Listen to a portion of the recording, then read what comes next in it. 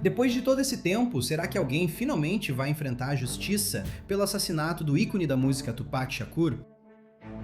Bem, quando a vida é tão grandiosa quanto a do Tupac, quer dizer, uma vida tão grandiosa ser tirada por uma violência sem sentido em uma idade tão jovem, não existe realmente um substituto. Neste momento, advogados estão se enfrentando em um tribunal de Las Vegas, onde Dwayne Keefe D. Davis está sendo julgado por supostamente orquestrar esse crime infame. Mas antes de falarmos sobre as declarações de abertura e o primeiro dia do julgamento, precisamos voltar à vida e ao legado de Tupac Shakur. Eu acho que nunca saberemos quem ele poderia ter sido se tivesse vivido mais de 25 anos. Nos 25 anos em que ele viveu, acho que todos nós sabemos quem ele é. Somente o Law and Crime conversou com a irmã dele, Sekua Shakur, para descobrir quem ele realmente era e o que ela quer que o mundo lembre. Bem-vindo ao Sidebar, apresentado pelo Law and Crime. Eu sou Jesse Weber. Era a noite de 7 de setembro de 1996, em Las Vegas, Nevada. Mike Tyson tinha acabado de nocautear Bruce Seldon no primeiro round no MGM Grand. A Strip estava lotada. A maior luta do ano tinha terminado, mas algo ainda estava apenas começando. Em algum lugar nas ruas de Las Vegas, um Cadillac branco estava se aproximando. Eu estava no carro com os parceiros, sim, e a gente esbarrou neles. Fomos até o semáforo na Sunset com a Flamingo. O carro parou ao lado de uma BMW preta que levava Tupac Shakur, um dos maiores astros do mundo. A gente pegou os nossos, os Verse Ones. Sam, Acho que o do Luck também. Vira naquela esquina? Isso, uma pequena perseguição. Bum, bum, bum. Pelo menos 12 tiros foram disparados. 4 acertaram Tupac Shakur. E 6 dias depois, em 13 de setembro de 1996, Tupac Shakur foi declarado morto. Ele tinha 25 anos. E por quase 3 décadas, a pergunta que assombrou o hip hop, que assombrou a América, que assombrou uma família foi: quem matou Tupac? Tupac era um irmão, ele era um filho, ele era um artista que mudou a indústria do rap na época. Ele é alguém de quem ainda se fala muito hoje em dia. Nós conversamos com uma pessoa que conhecia. Ele provavelmente melhor do que qualquer outra pessoa, sua irmã, Sete Shakur, Sete, e ela nos deu a visão mais pessoal do homem por trás do ícone.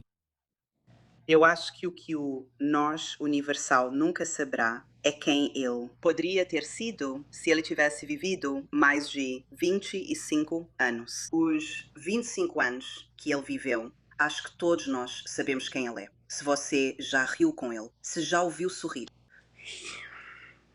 É um presente e tocou a sua vida. Ele foi realmente, aos meus olhos, nosso príncipe radiante. Esta é a história de Tupac Shakur e o que sua irmã quer que o mundo lembre enquanto este julgamento finalmente começa. Então, Tupac nasceu como Luzanne Parrish Crooks em 16 de junho de 1971 no Harlem, em Nova York. Mas sua mãe, a Afeni Shakur, acabou mudando seu nome. Ela o renomeou como Tupac Amaru Shakur. Esse nome foi inspirado em um revolucionário inca que liderou uma rebelião contra o domínio espanhol nos anos 1700. A Afeni Shakur era membro dos Panteras Negras, profundamente envolvida na luta do movimento por justiça e igualdade. E quando ela estava grávida de Tupac, ela estava aguardando julgamento como parte do Panther 21, um grupo de panteras negras acusado de conspirar para explodir delegacias de polícia e outros locais públicos. Ela se representou no tribunal, aliás, e foi absolvida. O pai de Tupac, Billy Garland, também era um pantera negra, embora tenha estado em grande parte ausente durante a infância de Tupac. Havia um homem chamado Mutulu Shakur, nascido Gerald Wayne Williams, padrasto de Tupac, que segundo relatos era considerado seu pai. E como um ativista proeminente da libertação negra e líder do Exército de Libertação Negra, ele passou anos na lista dos 10 fugitivos mais procurados do FBI antes de cumprir mais de 35 anos em uma prisão federal. E foi essa história que também moldou a maneira como Sete via o sistema de justiça criminal, especialmente quando se tratava do assassinato de seu irmão. Infelizmente, nossa família, por causa da história dos Estados Unidos e da nossa própria história aqui, não tem expectativas ou tem expectativas muito baixas em relação ao sistema criminal. Nunca tivemos nenhuma expectativa de que o sistema criminal fosse procurar alguém pelo assassinato do meu irmão.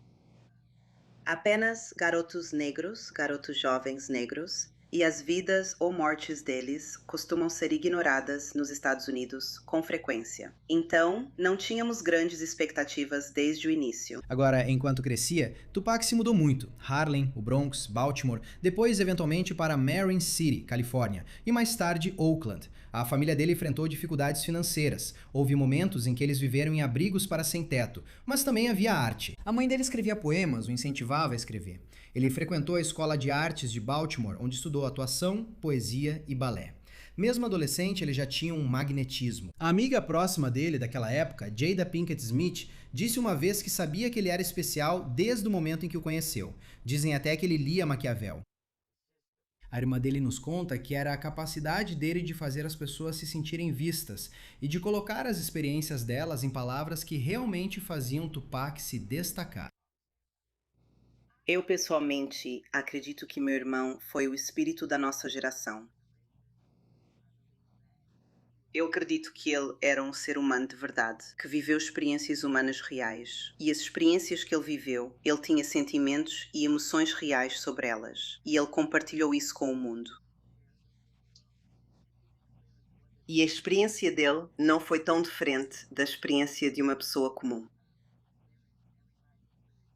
Todo mundo experimenta dor, tristeza, trauma, perda, alegria, o amor de uma mulher, a raiva de um inimigo ou o cuidado com a comunidade. E porque ele falava de emoções e situações humanas tão básicas, eu acredito que a mensagem dele e o cuidado dele, vou usar a palavra cuidado, sempre serão relevantes. Eu sempre comparo ele a qualquer um dos profetas que qualquer religião queira, sabe? Usar como exemplo de um bom ser humano, um ser humano completo, total. Era isso que ele era. Então, eu acho que todos os seres humanos sempre vão se conectar e conseguir entender as intenções dele.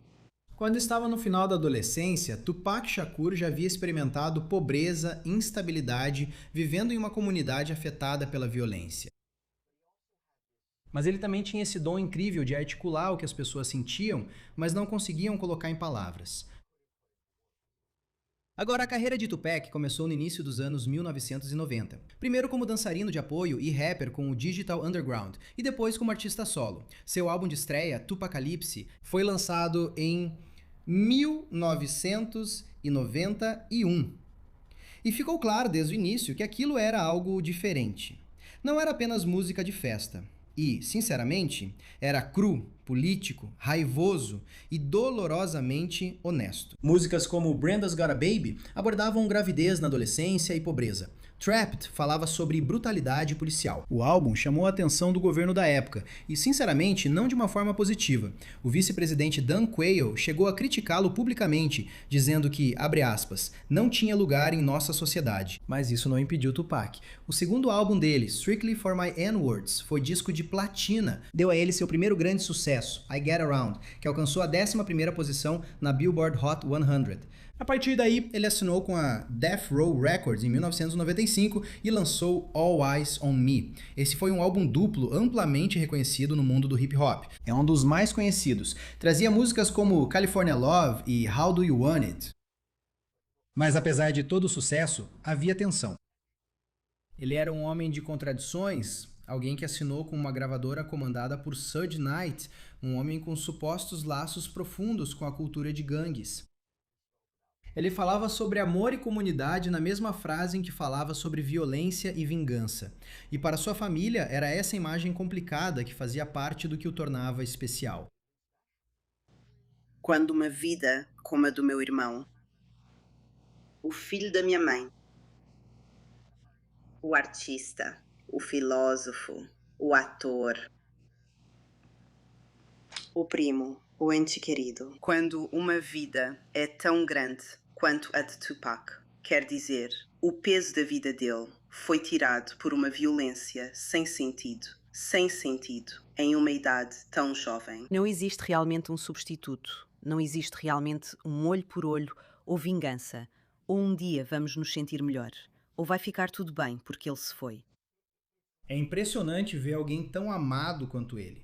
É impressionante ver alguém que tem esse legado duradouro todo esse tempo depois para pessoas que nem sequer tinham nascido, que nem sequer conheciam, que não eram da época do Tupac. E, aliás, deixa eu dizer, estamos meio limitados aqui no Sidebar em relação ao quanto podemos mostrar pra vocês, sabe? Cada página de cada documento, ou cada minuto de uma declaração de abertura ou argumento final. Então, desenvolvemos os arquivos de casos do Law and Crime Plus. Você acessa o aplicativo Law and Crime Plus na seção de arquivos de casos. Temos todos os grandes casos que estamos cobrindo, incluindo o Tupac. E isso é basicamente abrir o cofre de evidências. Assim, você pode inspecionar, por exemplo, imagens brutas de câmeras corporais, chamadas para o 911, fotos da cena do crime e gravações completas dos julgamentos, tudo em primeira mão. Você também tem streaming sem anúncios de todos os seus programas favoritos do Long Crime e da Curt TV. Então veja o quadro completo por um mês inteiro de graça. Acesse longcrimeplus.com, insira o código promocional SIDEBAR. Comece a explorar hoje mesmo. Certo, vamos voltar para isso. À medida que a fama de Tupac crescia, também aumentavam as controvérsias. A rivalidade entre a costa leste e a costa oeste dominava cada vez mais o hip-hop e a mídia. Tupac se viu no centro disso tudo. Aparentemente, ele teve um desentendimento com o Notorious B.I.G., que já foi um grande amigo. Houve faixas de provocação, houve supostas ameaças públicas, havia muito barulho naquela época. Mas é aqui que as coisas ficaram complicadas para muita gente. Parte da cobertura da mídia reduziu Tupac a apenas mais um suposto rapper de gangue, perigoso, violento, o que alguns rotularam como um produto das ruas sobre as quais ele cantava. Mas outros argumentariam que ele era, na verdade, um jovem tentando lidar com a fama, a violência e a pobreza. E também tinha a atuação dele, então Tupac participou de vários filmes, Juicy, Poetic Justice, Above the Rim, Gridlock, e em 1996, Tupac Shakur era possivelmente o rapper mais famoso do mundo inteiro. All Eyes on Me tinha alcançado quíntupla platina. Ele estava em todo lugar, capas de revistas, filmes, MTV e nos noticiários. Mas os holofotes estavam ficando mais intensos. A rivalidade entre a costa leste e a costa oeste tinha se transformado em algo muito mais sombrio. Tupac acabou se envolvendo nisso. Sua rivalidade com o Notorious Big se tornou um conflito marcante no hip hop. E se você se lembra, Tupac já havia sido baleado antes de 1994. Ele foi assaltado e baleado 5 vezes no saguão de um estúdio de gravação em Nova York. Ele sobreviveu, mas essa experiência teria mudado ele. Então veio aquela noite fatídica, 7 de setembro de 1996. Então, Tupac Shakur estava em Las Vegas com Suge Knight assistindo a luta do Mike Tyson no MGM Grand. E de acordo com a polícia, foi isso que aconteceu naquela noite. Membros do Southside Compton Crips, que incluíam Dwayne Davis, junto com seu sobrinho, Orlando Anderson, também estavam presentes no mesmo evento. Quando ambos estavam saindo da luta, membros da Death Row Records avistaram Orlando Anderson perto de um conjunto de elevadores dentro do MGM e, naquele momento, eles começaram a chutá-lo e socá-lo perto desse conjunto de elevadores. Agora vou mostrar imagens das câmeras de segurança do hotel, como muitos de vocês já viram relacionadas a esse incidente. E nessas imagens vocês verão Tupac Shakur, que está usando uma camisa brilhante de cetim, junto com Marion Suge Knight, que é um homem grande usando um terno marrom, agredindo Orlando Anderson com socos e chutes. Após esse incidente, vocês verão a segurança do hotel intervir.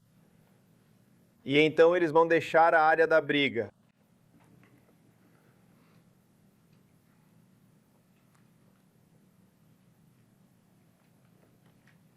Mal sabiam que é justamente esse incidente aqui que acabaria levando ao tiroteio de retaliação e à morte de Tupac Shakur. O que aconteceu em seguida está bem documentado. O tio de Anderson, Dwayne Kathy D. Davis, aparentemente também estava no MGM naquela noite, embora agora ele pareça contestar ter estado em Las Vegas. De acordo com os promotores, Davis elaborou um plano de retaliação, supostamente conseguiu uma arma, entrou em um Cadillac branco com Anderson e outros 2 homens e saiu à procura de Tupac e Suge. Por volta das 23h15, o Cadillac emparelhou com a BMW de Tupac. Isso foi no cruzamento da Flamingo Road com a Koval Lane. Pelo menos 12 tiros foram disparados. Tupac foi atingido 4 vezes, 2 no peito, 1 no braço e 1 na coxa. Uma dessas balas perfurou o pulmão dele. Agora, Suge aparentemente foi atingido de raspão por estilhaços, mas sobreviveu a isso. Tupac foi levado às pressas para o Centro Médico Universitário em Las Vegas. Ele passou por uma cirurgia. Ele foi colocado em coma induzido. E por 6 dias, o mundo esperou. E no dia 13 de setembro, às 16h03, Tupac Shakur foi declarado morto aos 25 anos de idade. E para a família dele, essa perda trouxe outra coisa. Trouxe à tona outra constatação dolorosa. Talvez eles nunca descobrissem quem matou o Tupac.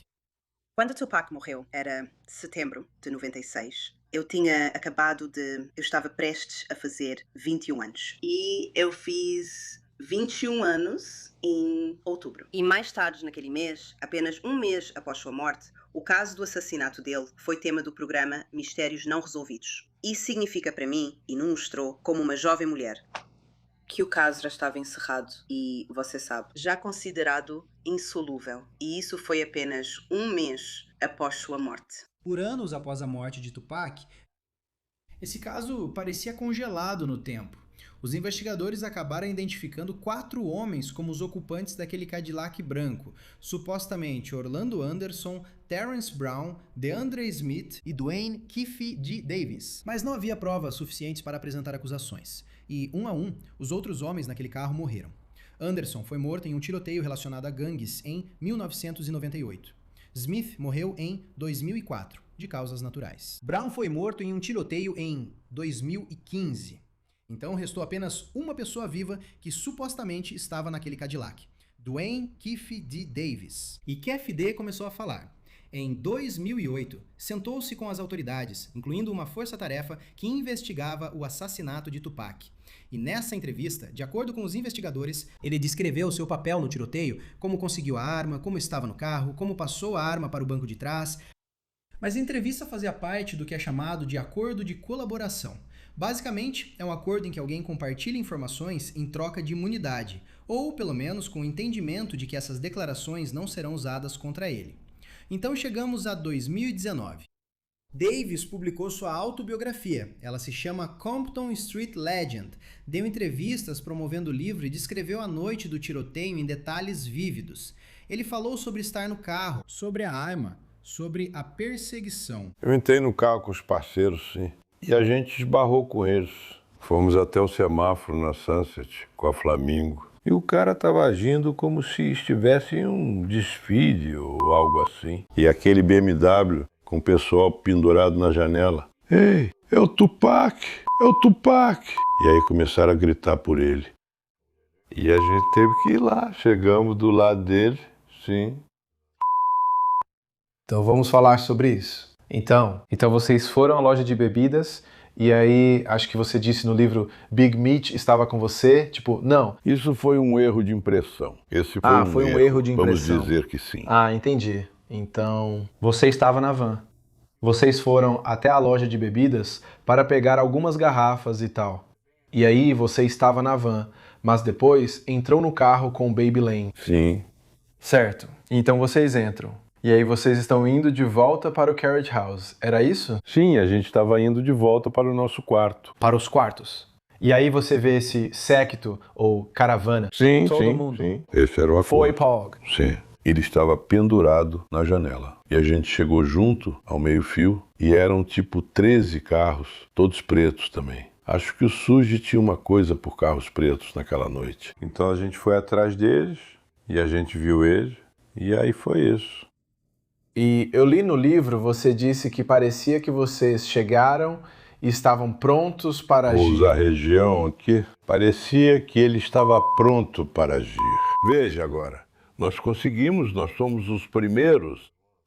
Sim. Acho que o Luck é um deles. Viram naquela esquina, isso, uma pequena perseguição. Bum, bum, bum, vieram os tiros e nós revidamos. Pulamos fora daquilo, apontei a arma para o carro dele. Agora é o seguinte, em Nevada, pela lei, você pode ser acusado de assassinato, mesmo que não tenha puxado o gatilho. Basicamente, ajudar e ser cúmplice já é suficiente se você ajudar a planejar ou facilitar o crime de alguma forma. E Davis supostamente já havia dito que estava no carro, que fazia parte do plano. Bem, pela lei de Nevada, e essa é a lei na maioria dos estados deste país, você pode ser acusado de um crime, seja estando diretamente envolvido ou sendo um cúmplice. Nós temos uma lei sobre auxílio e cumplicidade, que determina que, se você ajudar alguém a cometer um crime, pode ser considerado igualmente culpado. Então, o Departamento de Polícia Metropolitana de Las Vegas trabalhou para montar seu caso. E foi em 29 de setembro de 2023, mais de 2 décadas após Tupac Shakur ter sido morto, que a polícia de Las Vegas finalmente efetuou uma prisão. 27 anos.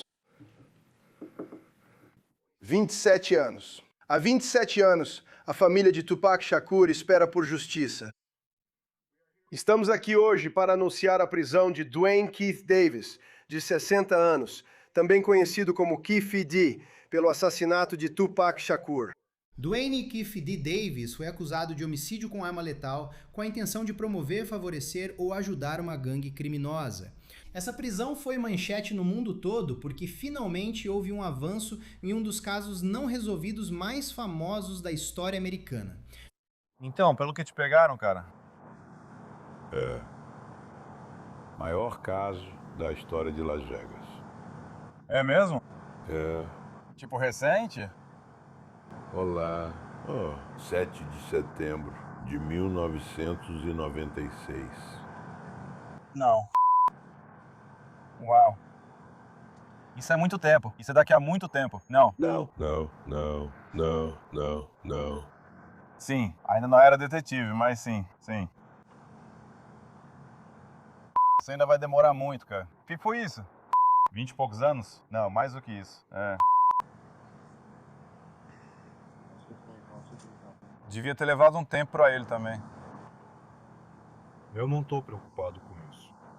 Eu não tenho medo. Então, o julgamento de Duane Keffe D. Davis está começando. E depois de anos de manobras legais, pedidos para excluir provas e questionamentos sobre se as próprias palavras de Davis poderiam ser usadas contra ele, um júri foi selecionado. 6 homens, 10 mulheres, 4 delas suplentes. Eles vão decidir o destino da única pessoa já acusada pelo assassinato de Tupac Shakur. Agora, Davis se declarou inocente. Ele é inocente até que se prove o contrário, a defesa dele. Argumentou que suas memórias foram ficcionalizadas, que ele não puxou o gatilho, que ele acreditava que suas declarações anteriores para as autoridades estavam protegidas, que tudo que ele disse foi apenas exagerado ou inventado para vender um livro. Mas o juiz aparentemente decidiu que Davis assumiu o conteúdo do livro como seu, que suas declarações públicas podem ser usadas contra ele. Os argumentos do pedido do réu não demonstram imprudência intencional, mas sim má conduta exigida no caso France versus Delaware. Eles também não mostram que a conclusão dos fatos imputados teria impedido uma boa decisão de classe. O mandado foi executado conforme a autorização judicial. Não há indícios de má-fé, e tal questão não se justifica aqui. A moção está negada. Estado, prepare a ordem. Acreditamos que a promotoria deve convocar entre 35 e 45 testemunhas. Agentes da lei, especialistas em gangues e possivelmente membros da própria família de Tupac. Suge Knight também está na lista de testemunhas, embora ele tenha dito que não quer testemunhar. Ele disse à ABC News na semana passada que subir ao banco das testemunhas é, abre aspas, pior do que pegar uma arma e atirar na cabeça daquele homem. Ele disse que não seria responsável por mandar outro homem para a prisão pelo resto da vida dele. Mas Davis, sim, ele pode pegar a prisão perpétua sem direito à liberdade condicional se for condenado. E vou te dizer, numa jogada estratégica, ele abriu mão do direito de deixar o júri decidir sua sentença. Sim, se ele for considerado culpado, quem vai decidir a punição dele será o juiz. Se for homicídio em primeiro grau, tem que ser uma sentença igual e consecutiva de 20 anos à prisão perpétua, ou prisão perpétua sem possibilidade. Bem, uma sentença de 20 a 50 anos. 20 anos à perpétua ou perpétua sem possibilidade de liberdade condicional. Então isso ficaria a critério do juiz na sentença, independentemente do que o júri decidir. Mas para a irmã de Tupac, Seth Sakiwa Shakur, esse julgamento não é sobre vingança. Onde eu encontro justiça é em todas as pessoas que foram inspiradas por ele. Todos os médicos, pessoas da área jurídica, todos os advogados, os médicos, os professores, os artistas, os novos filósofos que surgiram e que foram inspirados por Tupac, que mantêm o nome dele, sua energia, sua integridade e sua visão para o nosso povo viva, ou para os seres humanos viva. Isso é justiça. O fato de que o impacto ainda abala, comove e molda este mundo. Isso é justiça. Mas minha mensagem para eles, quem quer que vocês sejam, é obrigada por confiarem nele, obrigada por acreditarem nas palavras e nas intenções dele. E colocarem isso em prática na vida, continuando o legado dele de amor, luta e resiliência. Este julgamento está previsto para durar cerca de 4 a 5 semanas e nós vamos acompanhar cada momento, transmitindo todo o julgamento no nosso canal Law and Crime Trials. E aqui no Sidebar vamos fazer resumos dos maiores momentos de cada dia. Espero que você possa nos acompanhar. Isso é tudo o que temos para você agora aqui no Sidebar. Pessoal, muito obrigado por nos acompanhar. Como sempre, inscreva-se no YouTube, Apple Podcasts, Spotify, onde quer que você ouça seus podcasts. Você também pode nos assistir no Peacock, da NBC. Se quiser me acompanhar, X, Instagram, meu programa na News Nation de SWeb Live de segunda a sexta, às 23h, no horário do leste dos Estados Unidos. Até a próxima, tchau!